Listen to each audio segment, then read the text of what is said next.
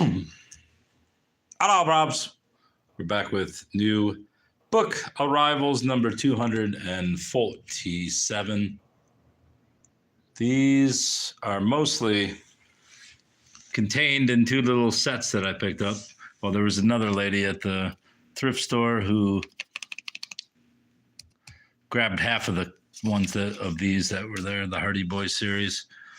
Mostly, I won't get the ones with the barcodes on them. I don't really collect. I don't collect them to collect. I collect them to have. And so I picked up 6, 7 books on the Hardy Boys, and then 5 on Laura Ingalls Wilder's Little House on the Prairie series. So basically, I have instant book collections of those two. Let's see. Laura Ingalls Wilder's. Or is it Ingalls Wilder? Ingalls, like Marx and Ingalls. And the Hardy Boys.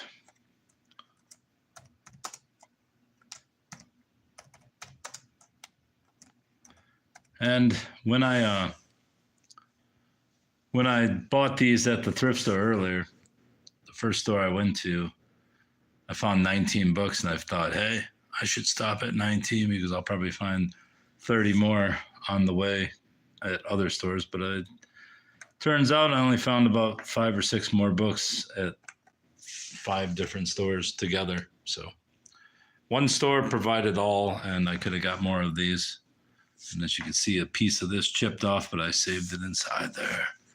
All right, let's open this and get going. But I did have a really good find, which you will see eventually. Move these. That's more picturesque when you can look back there and see those two dead people. All right.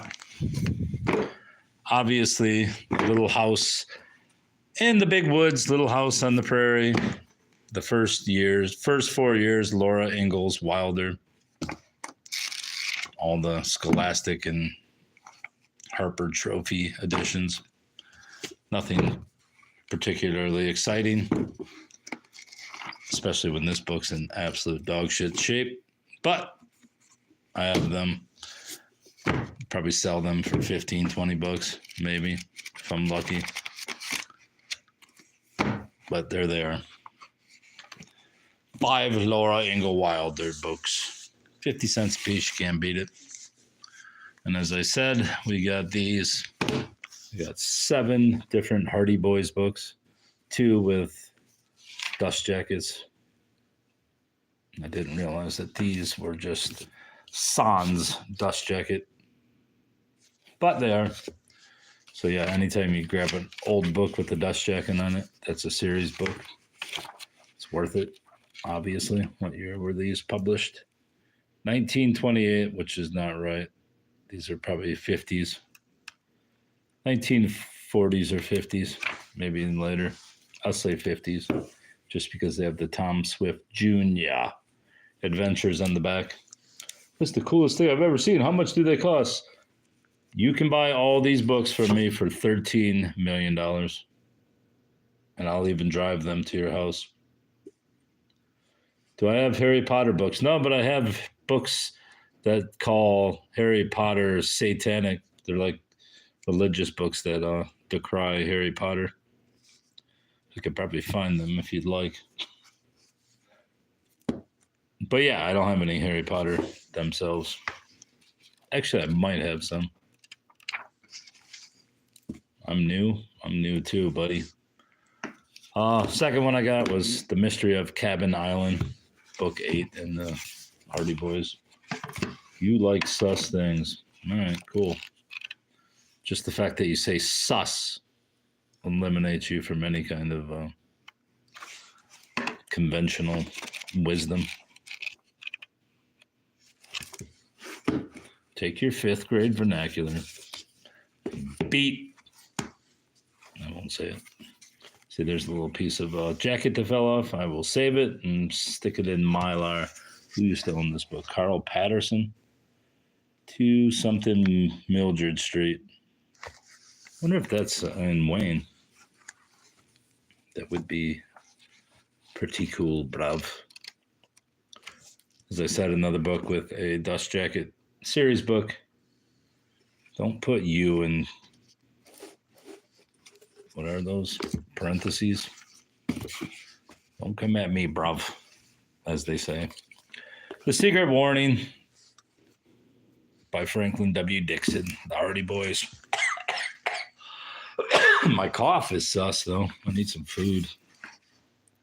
What's this say? John Deere? The hell does that say? It does say John Deere. Let me put this light on. Does that say John? No, it says John, December 25th, 1977.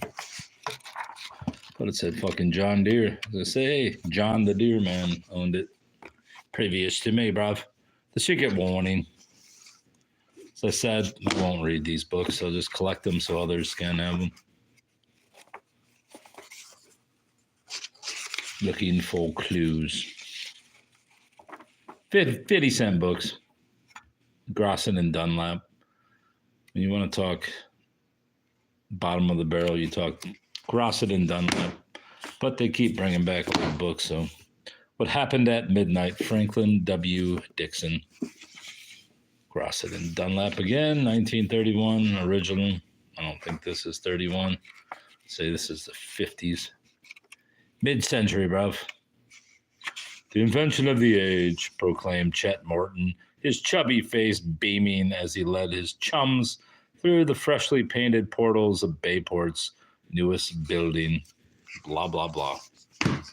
So yeah, instant collections of Laura Ingalls Wilder and Franklin Dixon's Hardy Boys.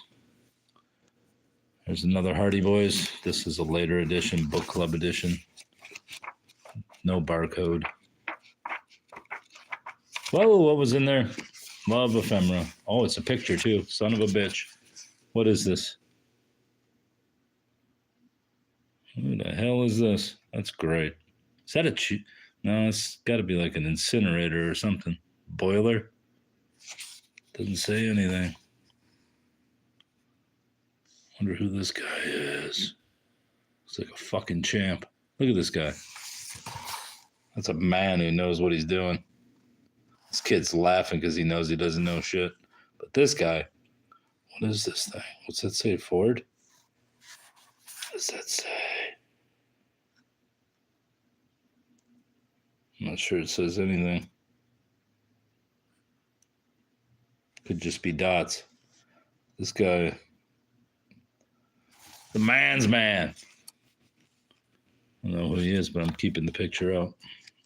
I assume they're all from the same person, but I don't know. Here we got some gothic romance. Belva Plain. Evergreen. Girlfriend. Why does it say girlfriend? Joe Wright's Garage Sale. Evergreen is an epic novel that sweeps the reader up in the dramatic saga of Anna Friedman, beautiful, bewitching Anna, who had come to New York at the turn of the century from a Polish shtetl.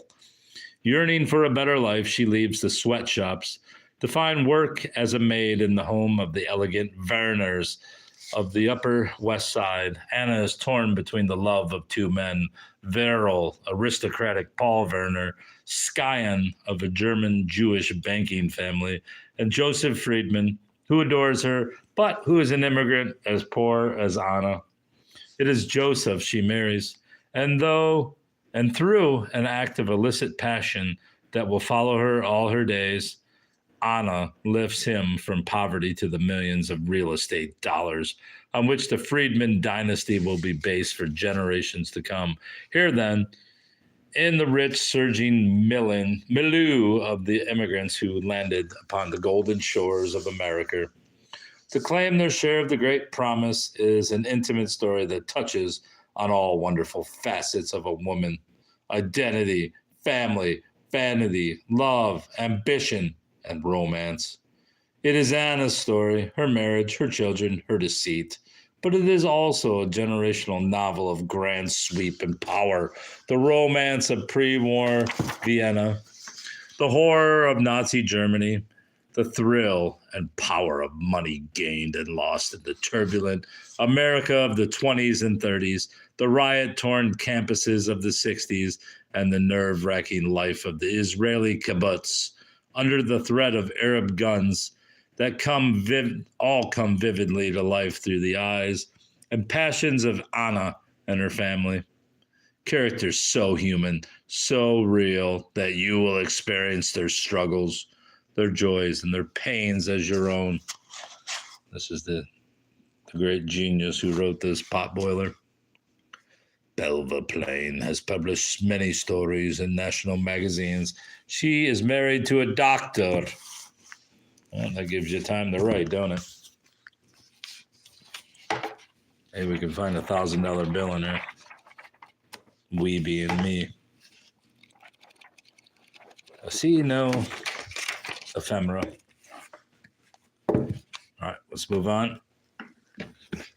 Stonehenge Decoded. I may have this book already, but any book about Stonehenge I'll pick up. Stonehenge Decoded, Gerald S. Hawkins, in collaboration with John B. White. 1965, all rights reserved. This book is dedicated to Lord Snow of the city of Leicester. How do you say it? Leicester? In pursuit of the two cultures. The numbers game. Oh my God, look at them at night. Like dominoes set up by the gods. Oh no. Aerial view from the southeast, July 1963. A brown burial barrow can be seen in the foreground. Yes, again, history. As viewed today by the average tourist, Stonehenge seems to be only a cluster of giant stones. Some are standing alone like the menhirs of other monuments. Some are capped by lintels, which make of them great archways. Some are leaning, some are fallen. Some prehensile tools.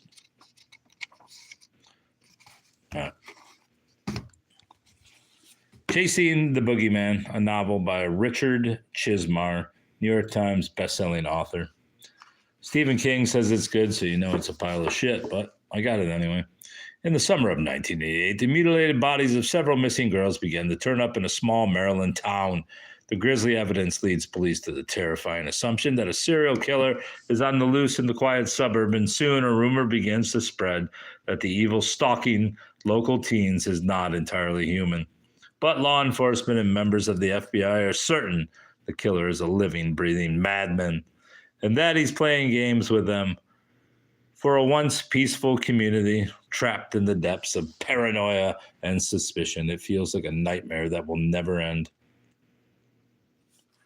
That's great. Why does it say? Recent college graduate Richard Chismar returns to his hometown just as a curfew is enacted. So wait, what the fuck? If he's, what's he, starring in his own novel too? It's kind of bodacious. Richard Chismar returns to his hometown just and watches for him. Amid preparing for his wedding and embarking on a writing career, he soon finds himself thrust into a real-life horror story. Inspired by the frightening events, Chismar writes a personal account of the serial killer's reign of terror. Oh, so it's kind of like a historical novel. What's up, Bob? Bob? Hello, Brobs. Brobs and Brobs. Look at this shit. Oh, you still there, yike? You're going to like this when you see this. Look what I found, Bubba. A goddamn first edition of Animal Farm. The first American edition for 50 cents at the Salvation Army. Unfucking believable. And it doesn't even smell like a like a mothball. Hell. Yeah, bruv. Well, I think I have a copy of this already, but it smells like a fucking poodle's anus. George Orwell is an English critic, essayist, and novelist who writes regularly for the London Observer. Born in Bengal of the Indian family. Yeah, it's in pretty good condition, though. There is a little tear at the end there. Like some moron had tape on it. I don't know what that's about. or if it's just a piece of paper off there. We'll leave it as it is. Now you can claim all the copies. Yeah, if I can find more, I will get them all. But this one should go for 150 to 200 easily. It's in great shape. Let's take a look at the boards. The boards are fucking beautiful. Almost pristine, bruv. Look at that. Those fuckers are sweet looking. Sweet. Was sitting there amid a bunch of these fuckers. What's that called? The Hardy Boys. And the lady who was, she had already gone through the Hardy Boys, and that's what she was collecting. And she left behind the first edition of Orwell. Unbelievable. Even the jacket's in great shape. This might get me $250. The thing's in fucking immaculate condition for being almost 80 years old.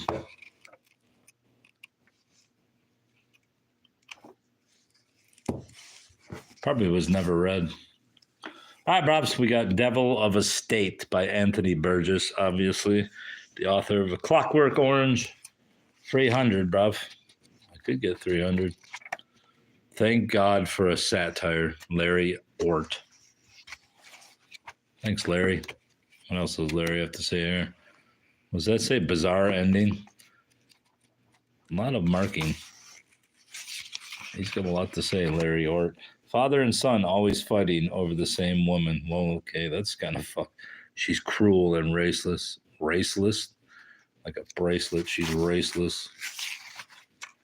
She's raceless, bruv. She's neither black or white.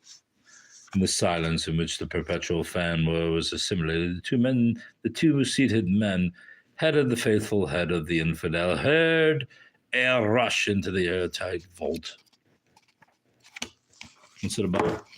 In Devil of a State, Anthony Burgess turns to an exotic scene, to Dunia, an imaginary caliphate in East Africa, with a benevolent caliph devoted to Allah, an amenable UN representative, and uranium concessions to the highest bidder. Dunia should have all the markings of a model African state, but Francis Lydgate, passport officer, harassed by two wives and a mistress, knows this is far from the truth. The Pink Fairy book, edited by Andrew Lang. Look at this. She's a fairy. Is that a tiger? Is that a bobcat? Wow. Who are these people? Usurping the fairies. Let's get a fairy. Look at him. Just a fairy. The golden lion. There he is. Come on, bruv. Come hang out with us bitches. Yeah, look at that. They got a zebra skin on the floor. Fucking laying on a zebra skin. The lion's like, what's this bullshit? My next bunch of bitches gonna emancipate themselves over me.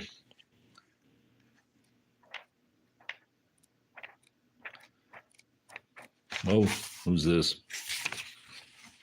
She's washing her hair with a fucking wolf or something over her. A king who would have a beautiful wife. The house in the wood. Just walk in, cried the voice, and when she opened the door, there sat an old grey-haired man at the table. His face was resting on his hands, and his white beard flowed over the table, almost down to the ground.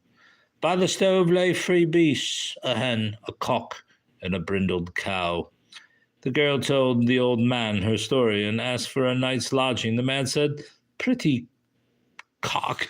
What? Pretty cock, pretty hen, and then you, pretty brindled cow. What do you say now? Ducks, answered the beasts, and that must have meant we are quite willing. For the man went on, there is abundance. Go into the back kitchen and cook us a supper. This is a fucking talented animals. The goblin and the grocer. There was once a hard-working student who lived in the attic. I'm going to have to read this book. Oh, there they are, the kittens. Meow! Meow! Meow! Meow! This chick looks like she's fucked up. I got my guitar. I'm playing some. Every time I see a fucked up chick in a fairy book, inevitably it is the Red Hot Chili Peppers. Next guitarist. Who's this motherfucker? Breathing steam. What's this, locomotive breath? The Pink Fairy Book. What is this even about? Just fairy tales? It is almost impossible to envision what childhood would be like without the enchanting world of fairyland. The Snow Queen, the Mermaid's Son, ogres and dwarfs, monsters and magicians, fairies and giants. These are the companions who thrill boys and girls of all lands and all times, as Andrew Lang's phenomenally successful collection of stories have proved. From the day that they were first printed, the Lang fairy tale books of many colors have entertained thousands of youngsters, as they have also brought pleasure to the parents who have read these classics to their children. The Pink Fairy Book contains 41 tales from Japan, Scandinavia, Sicily, Africa, and the Catalonian tradition. Bruv, what do you got? What do you got? Don't ever come here fucking questioning me. I'm a fucking champ. Don't ever question me.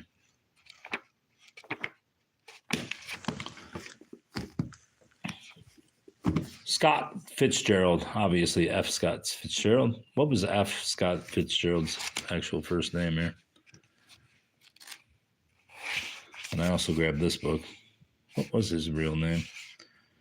I grabbed this little book stamp from the bonus book club member, the Little Professor Books, which I don't think exist anymore in Plymouth, Michigan. It's possible that it does, but this guy was 2 books into his freebie. Now he's got nothing because I have it. I assume this is from the 80s or 90s. Funkadelic? Was his first name? I didn't know that. Funkadelic Scott. Maybe F was just an FU. Let's see. F. Scott. Let's see. Going right to the source, bruv. F. There he is. Look at him. The Great Gatsby, bruv. Francis Scott Key. That makes sense, honestly. All right. That's who he was. Francis Scott Key Fitzgerald. This is a biography of him. It sets Scott Fitzgerald brilliantly in his time. Mr. Trumbull's labors have been immense. The result justifies them. Does it though, bruv? The Housemaid, I bought this just to sell it. I have a bunch of her books that I'm going to sell. They're all in, the weird part is they're all in like mint condition, so I don't know if the like rich housewives buy these for their friends and then they just toss them to the thrift store in disgust because they cannot be bothered to read, bruv. The Merry Adventures of Robin Hood, written and illustrated by Howard Pyle. Obviously, you know who Robin Hood is. This is one of those Dover cheap editions, but usually they were printed to commemorate out-of-print books. Oh, look at this mother. Hey, buddy. What I got? Got a flask. The merry friar sings a goodly song. Never understood that fucking weird looking S that looks like an F. Robin seeketh the curtal friar of the fountain. I don't really know shit about Robin Hood, honestly. I do have a book about Cock Robin, though. I don't know if that's related to Robin Hood.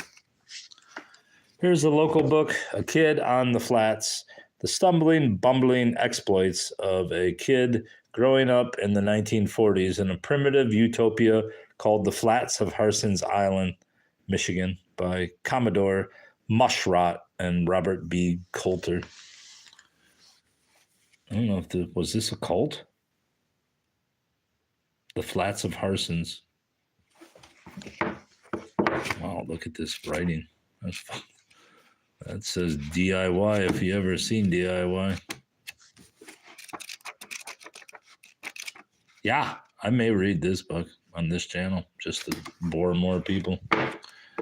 Commodore Muskrat's adolescence and teen years on the St. Clair Flats of Harsons Island, Michigan, draw many humorous parallels with one of Mark Twain's favorite characters.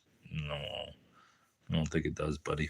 The difference is the Commodore is a real living person, and his anecdotes are non-fictional. Looking back half a century, the Commodore says, I can now appreciate just how lucky I was to grow up in such a great spot on this planet, and how very lucky I was just to have survived those years. Having fun was second in importance only to eating, and usually a whole lot riskier. I didn't read The Adventures of Huck Finn until later in life and discovered there were many similarities between us, sort of a kinship.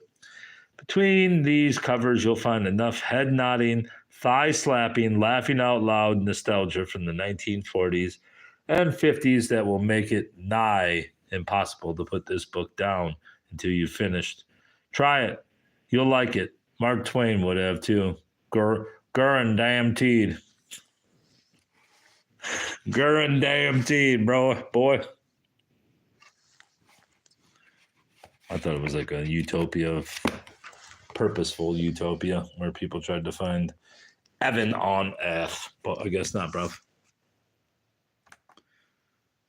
I guess not. Here's a great fucking book. Behind the Blast Mask. Behind the Blast Mask. My time as an Antifa activist, Gabriel Nadals. Hey, Nadals. As a young Mexican immigrant, Gabriel Nadales grew up feeling alienated and distant from the American dream that brought his parents to this country, seeking a better life for themselves and their family. Did he then? Did he Mao? I don't really care what he thinks. I just bought it just because one day we'll look back on the great Antifa. When I first learned about the tragedy of the commons, I don't give a fuck. Who is this motherfucker? Ever come in here and fucking question me? Don't you ever. I'm a champ through and through. Zion's UCC Church, Windsor Castle, 1760 to 1976. We got a guide to Mexico. What is this? What year?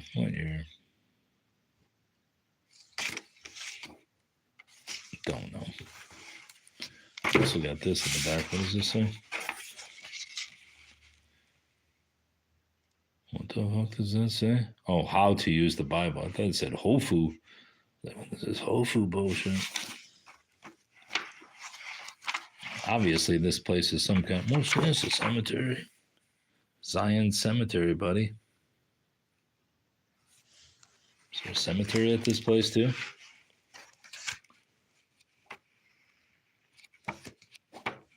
There he is, the Reverend William Kirshner.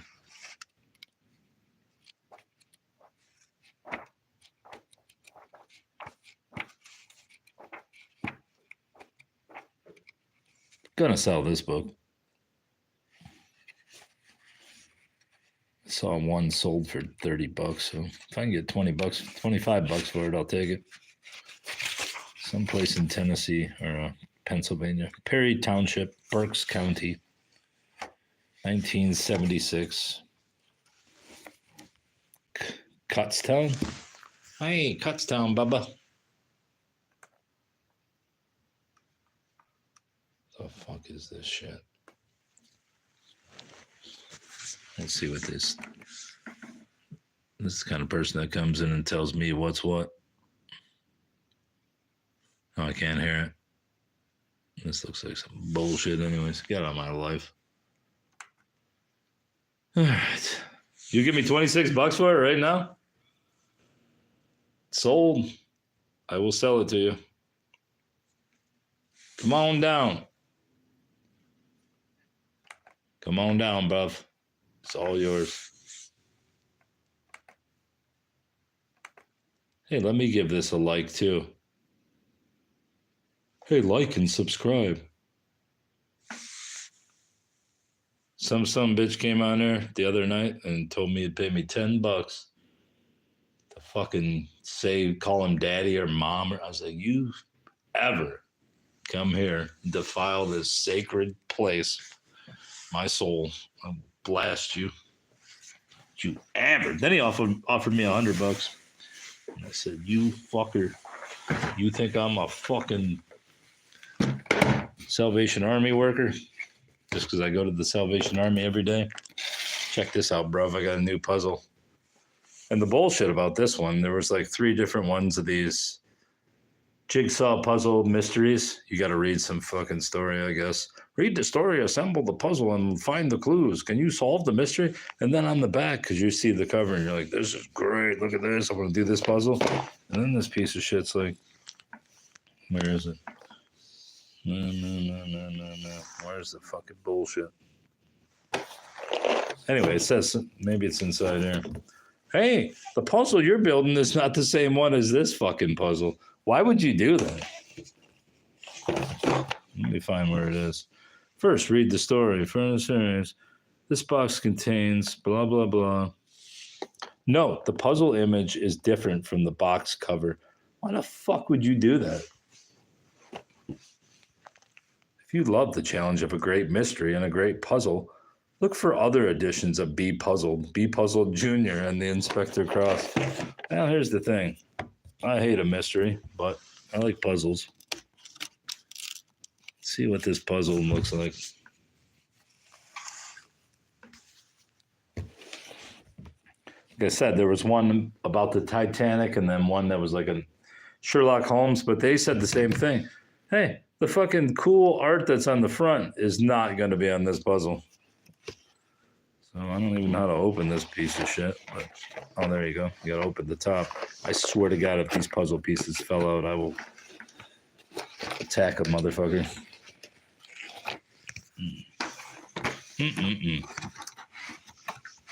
There's something in there.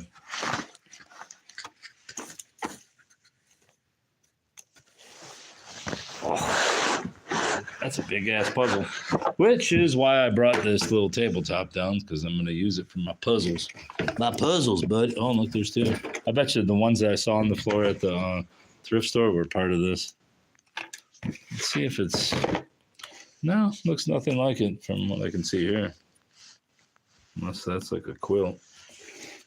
But where's the story, you fucking... Is there supposed to be a book in here? Sons of bitches didn't even give me the book. Well, it looks like I don't have to read the mystery, do I? Hey, there's a mystery. So what am I supposed to do? Read the story.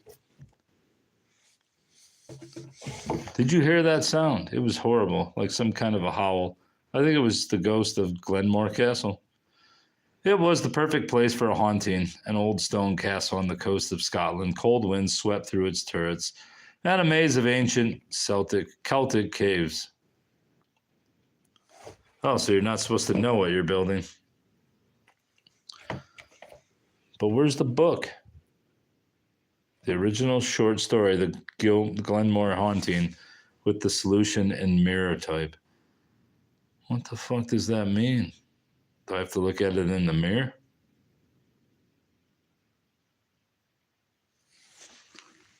I see a skull. Or is that not a skull? The puzzle, the story. Start by reading the short story in the enclosed booklet. You sons of bitches. You fucking robbed me. You robbed me. Well, I guess I'm not reading the story, but here's what it looks like. It's something crazy. Looks like a fucking tomb. Let me see if I can find this story online. Glenmore Haunting. Probably find the Glenless Haunting. Glenmore Haunting. Who's it by? The original short story. Story. See if I can find it. Bullshit. The Glenmore haunting refers to a jigsaw puzzle mystery where a murder occurs at Glenmore Castle, and the famous ghost of the castle is initially suspected, but clues point to another suspect, requiring players to solve the mystery by examining the puzzle images and clues.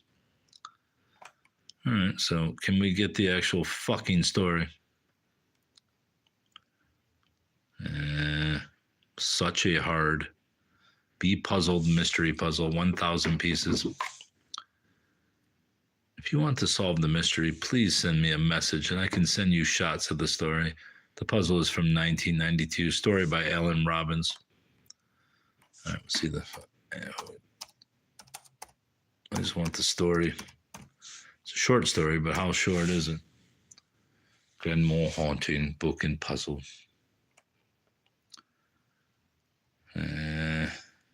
Let me see.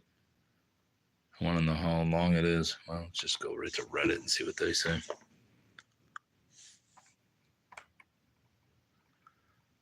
If you ever... such a hard puzzle. More thoughts and comments. I don't want to read it. I got to figure it out myself. Do these always come without an image? I guess one could now get help by looking. Yeah, they do. It's a whole brand category of puzzles. I'm hosting a Facebook and Instagram puzzle challenge with only Be Puzzled mystery puzzles and Impossibles puzzles. Oh my God, Susan Spicer, this is exciting. Vintage and any jigsaw puzzles you can purchase on rugame.com. I'm probably going to be sponsoring the prize myself. I will give you a first edition George Orwell's Animal Farm if you can get me this motherfucking booklet. Do you still have the storybook? I got the puzzle secondhand and the book is missing. Oh, look, broad brush. No, I'm sorry, I don't. You're the third or fourth person to ask me. Next time I do one of these kind of puzzles, I will take pictures of all the pages of the book, all of them. I will say the story was very underwhelming. A modern couple goes to an old castle. There's signs of a ghost, and ultimately, I wasn't even able to figure out the riddle from the actual puzzle. Oh my goodness. Hey, they got it for $3. Look how much I got it for. $2.92. Oh, I want this book. No pieces were missing. Hi, Susan. I should write her. Hi, Susan Spicer. I'm Bob. I'd like to see your booklet. The puzzle. A mystery jigsaw. Good reads. Good God. The puzzle has 996 standard 2-inch, 2-out pieces and edges, and 4 that break the pattern. I have no idea why. Can you find them? Oh my goodness. Maybe there's a video on it already, bruv. I just want to see a picture of the short story, see how long it is. Wait. This guy knows. He hasn't. Let's visit. More thoughts and comments. Thoughts and prayers. If you want to solve... Oh, so this is just view the spoiler. We ain't viewing no fucking spoiler. What kind of Boulder Dash bullshit is this? Let's see if this guy has the actual story. Visit. All right, so then that's missing that. Yeah, I don't think he has the story either. Maybe it's sealed. New in nip. It's new in box, not nip. It's new in box, not new in package. Mystery puzzle game. Nip. What the fuck? No. What did I sell? Oh, I sold something. 3 Woody Allen books. That's great. That's great news. All right. I guess I'm done with this. I need to get some din-dins. And then I'll be back with some more jigsaw.